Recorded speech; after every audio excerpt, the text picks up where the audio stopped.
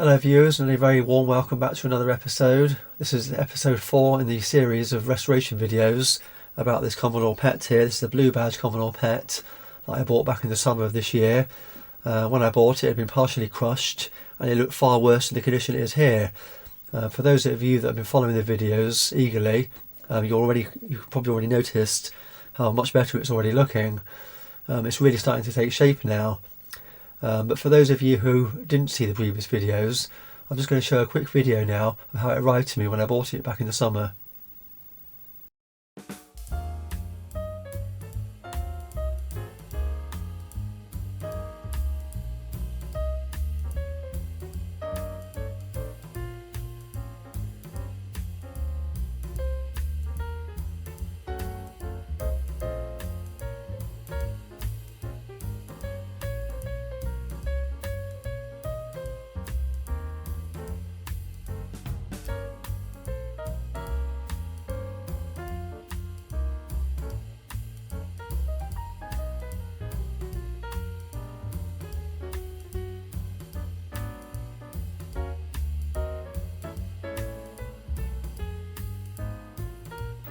Okay, so as you can see, it's looking a lot better than it was when I first got it.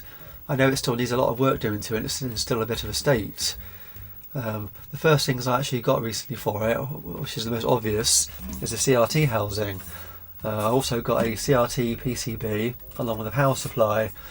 Unfortunately, the CRT housing was just too badly deformed for me to currently work with my current skill level. I am going to keep it though, along with all the other parts that were damaged, because they are always handy as spares, and I'm hoping in the future I might be able to do something with the old CRT housing and save it, because these kind of things are getting quite hard to get hold of now. So those parts all came to me quite quickly early on in the restoration, and then obviously the next thing to look for was the CRT. Black and white 9-inch CRTs are quite hard to come by, so I started doing quite a bit of research and talking to people, and eventually I came across a video on Adrian's Digital Basement. He was doing the dot fix on a Commodore PET, and he used a Macintosh black and white CRT screen as a test, just to see if something worked, which got me looking for one of those. I actually bought a Macintosh computer with the intention of using the tube out of it, but then I remembered him saying that the lugs on the tube, at the 4 mounting points there, are actually set back on the tube for the PET, whereas on a Macintosh computer, they're actually set forward. So when it came to mounting the tube, you're going to have the problem of having a gap around the bezel, and possibly also the neck of the tube protruding to the back of the case, which is what you don't want. One of my viewers approached me and said that he had a 9-inch CRT screen that I could have just for the cost of postage and a few pounds for his time, which I thought was very kind of him. Again, thank you for that. You know who you are. I really appreciated that. It wasn't the one that was actually for it, but he said it should fit. It turns out that the lugs were at the back as well, so it was looking quite promising, because like I said before, they need to be set back and not forward. And around at the same time, I actually came across, would you believe it, the actual CRT for this Commodore PET, a black and white tube, along with its driver board, on eBay of all places. I placed my bid on it, not expecting to win, because I expected it to end up going for hundreds, but it does have a bit of screen burn, and I did actually end up winning it, to my surprise. It turned up around the same time as the other tube, and one of the first things that I noticed was the size difference. Thinking it was a 9-inch screen, it's actually not. The Commodore PET screen is about 9.5 inches, and the other black and white tube was 9 inches. So because of the size difference, even though it's only half an inch, the lug mounting points wouldn't quite meet up. But with a little bit of messing around, you could actually probably make it fit. I can't see that being a problem. It'll be good for test purposes at least anyway, so it won't go to waste.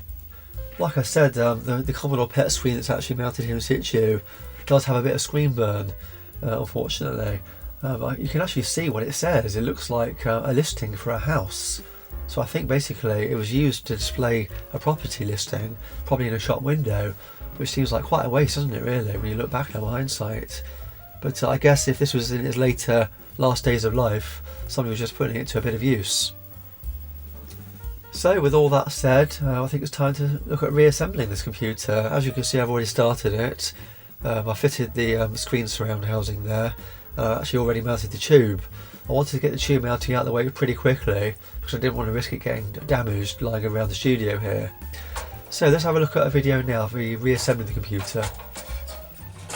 Fitting this CRT tube is not as straightforward as it looks.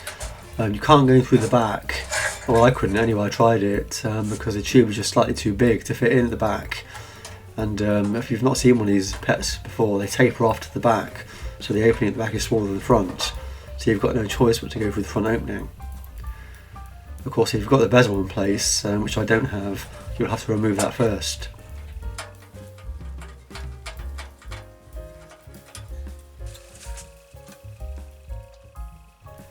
That little chirping sound you can hear in the background is actually the autofocus motor of my camera that I'm using. Quite annoying actually, but I didn't record a B-roll audio for this sequence, so I have to apologise for that.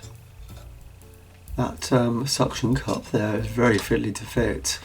It's very close quarters inside that cabinet.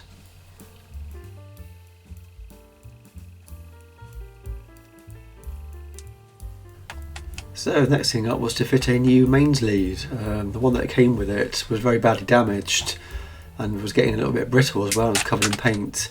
So I thought I'd change it completely. Rather than buying one, I had an old kettle type lead, monitor lead knocking about with a Euro plug on. It was spare from years ago. So I thought I'd cut the plugs off of that and use that instead. Plus it was about 1.5 meters long, so it was just right. And of course it's recycling. Just got to fit a earth clamp there so I can run the earth to the casing itself.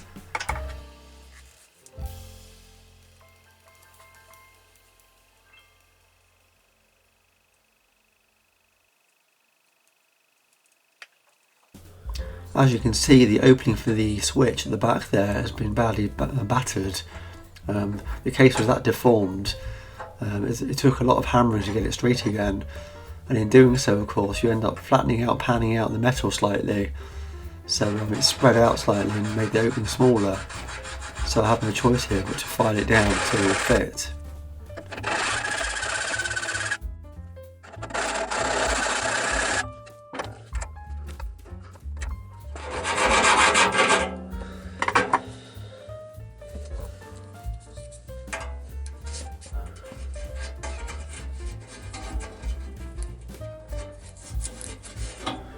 And there we go, after about 25 minutes, 30 minutes of filing, I got there in the end.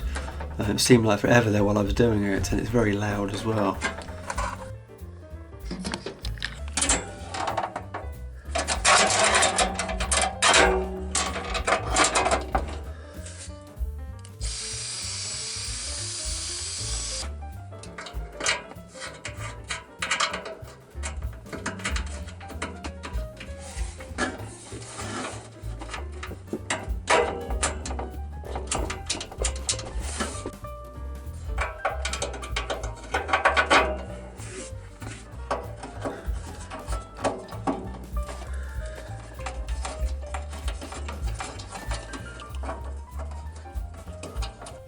With the fuse holder and switch now in place, it was time to take care of the wiring.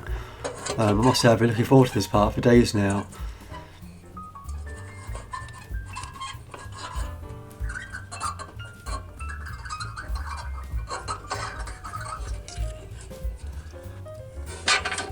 That's the old fuse holder then, and the cable that came with it. I decided to reuse that again because there was still a bit of a length there to use.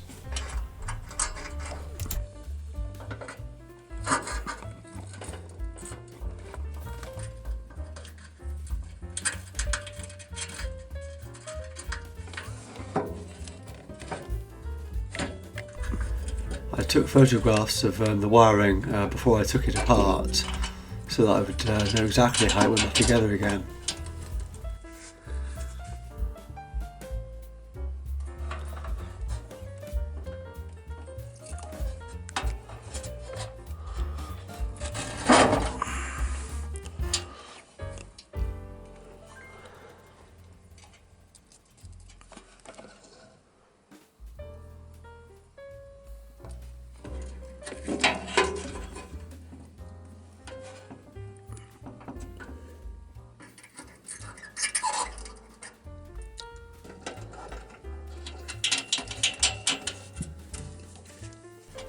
And next up, to add the other earthing clamp from the filter capacitor.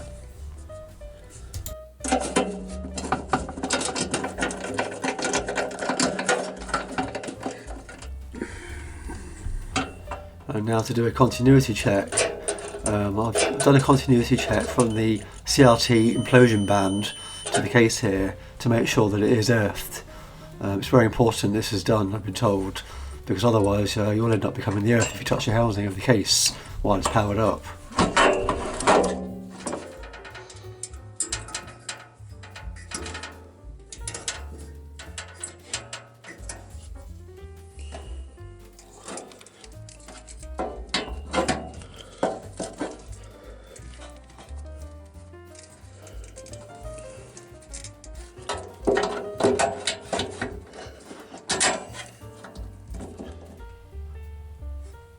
And next up, to reinsert the motherboard.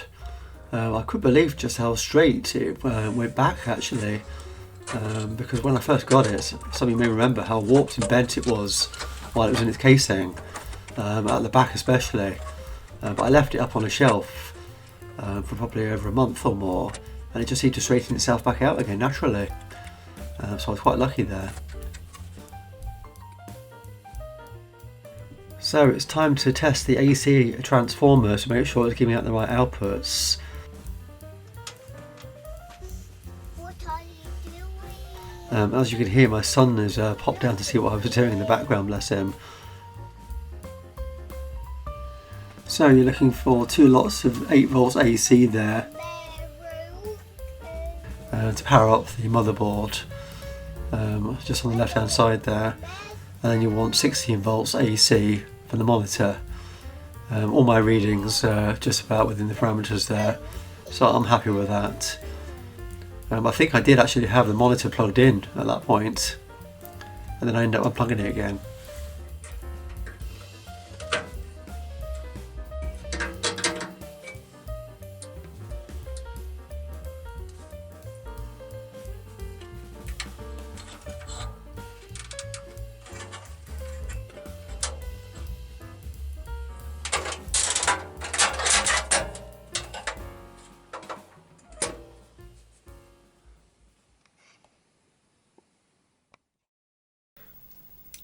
Well, there you go, that was a video of me putting it all back together, and I must say that was really satisfying to do. I really enjoyed putting all the parts back in its casing, because it was something I didn't think I'd be doing for quite a long time. And on that note, I am a little bit disappointed in myself that I feel like I've kind of cheated in a way by replacing some of those parts. Obviously the monitor housing there was really badly damaged. I bent it back as best I could, but some of the spot welding points were just broken off, and I couldn't really do anything with them as they were with my current skill set.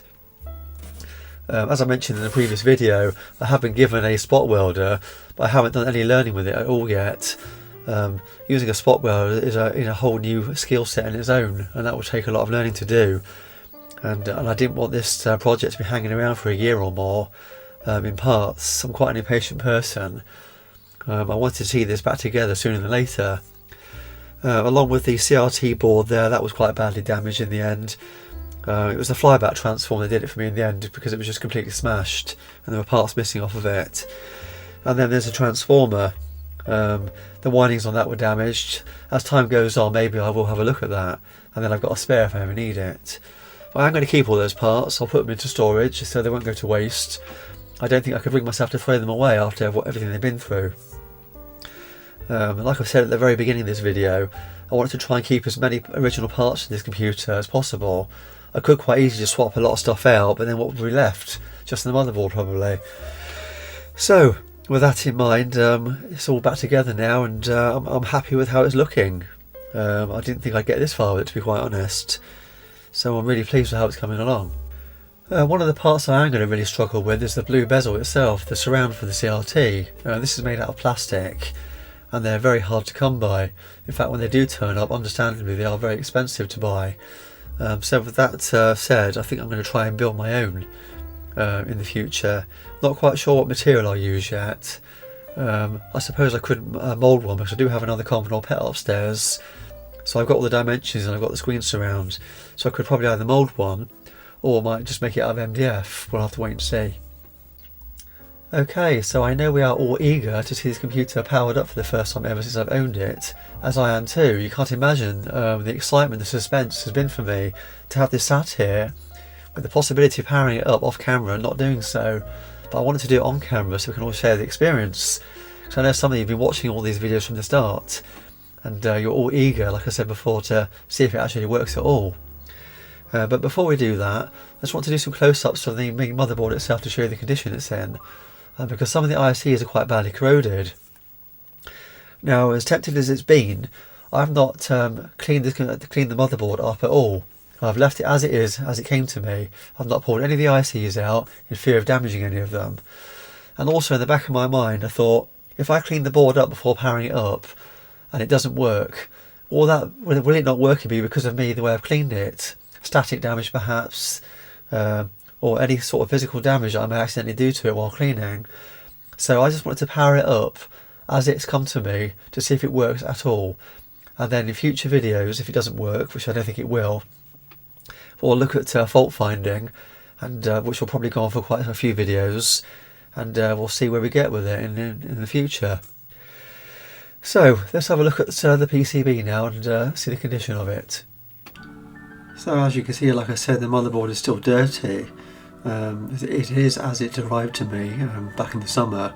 One thing I did notice actually that stood out straight away when I got it was it looked like the chips on the whole board actually had been wiped with something. I think the board was a lot dirtier than this originally before it came to me. At some point before coming to me, it's been wiped down by somebody. I only hope they took static precautions when they did this, because there's a lot of smearing of sort of dirt over the ICs and over the motherboard itself.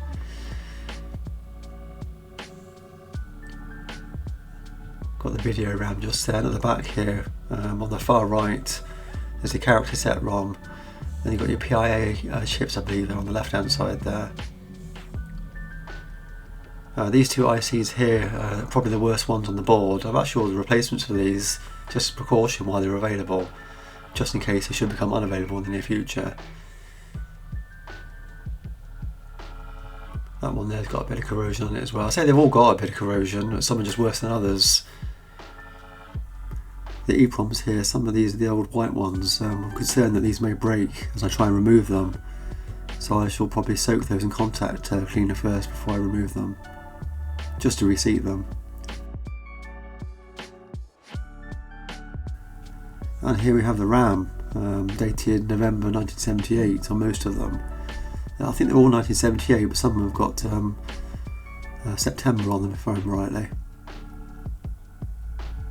I'm told that these are very sensitive to static and damage very easily.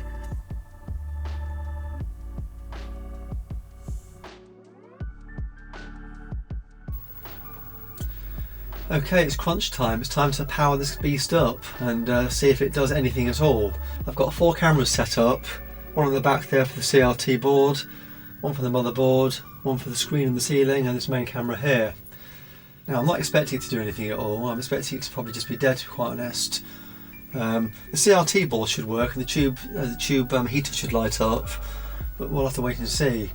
The yoke, I haven't aligned it up or clamped it down yet, because obviously it's going to need adjusting. So I'm not sure if we get any picture at all, it's going to be any kind of thing to look at.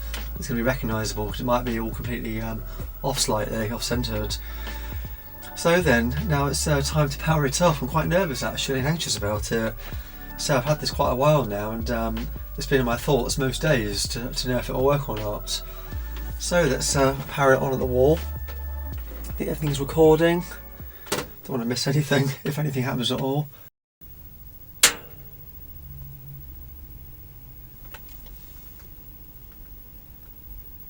I'm not getting anything.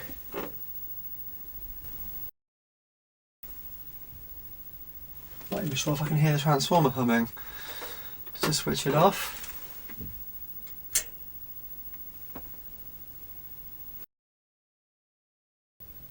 Okay, so it didn't work and it's actually blown the fuse. The fuse I put in was only a 500 milliamp, which might not have been quite enough once it had a draw on it. So I've put in a higher rated fuse, and I've unplugged the motherboard just in case there's a short which has caused it to blow as well. We're going to start off just by trying to power up the CRT now, see how we get on with that. So fingers crossed, let's have a look. Right, switch it on now. I can see the tube is glowing now.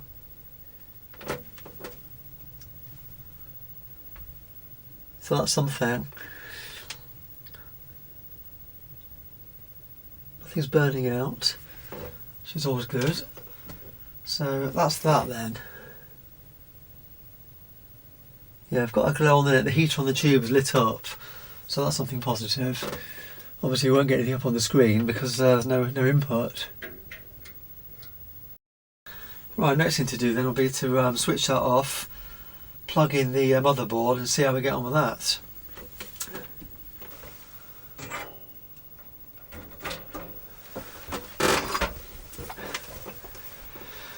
Right, again, fingers crossed both this time. Let's hope no damage is going to be caused. And we'll plug it back in again, and or if we plugged it back in, we'll switch it back on and see what happens.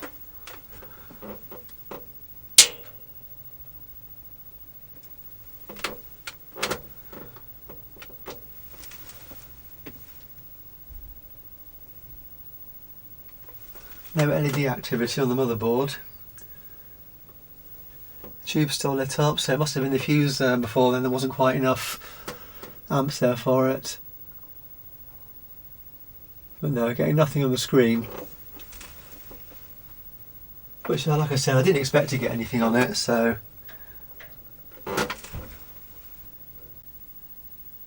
Hear the transformer humming away. But no activity whatsoever then.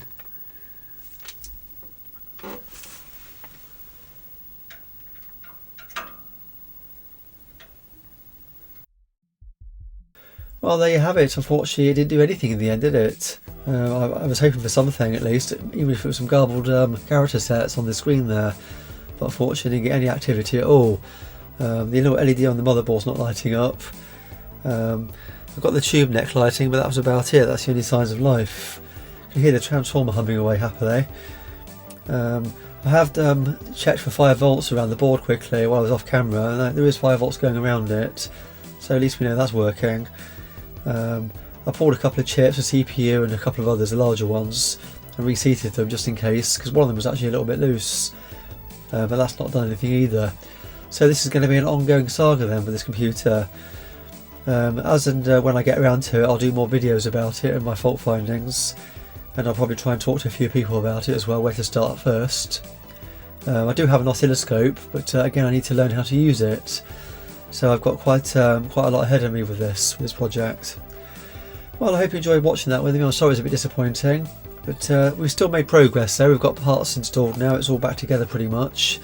It's just a case of finding out what the fault is on the motherboard. Well, I guess that just leaves me to say, until next time, thanks for watching, and I'll be seeing you.